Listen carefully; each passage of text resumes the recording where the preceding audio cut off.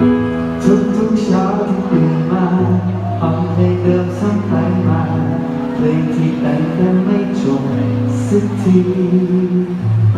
เธอมาช่วยเติมคำร้องลงไปในทุกทำนอง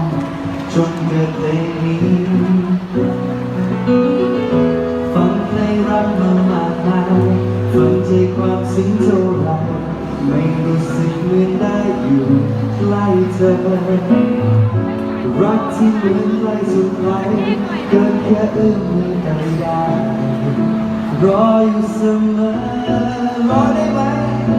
ไม่พูดอะไรก็เข้าใจ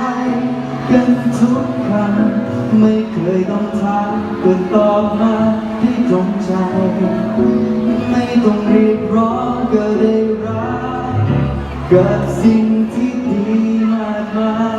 ยเข้าใจเมื่อได้รักเธออีกหนึ่งทีนะ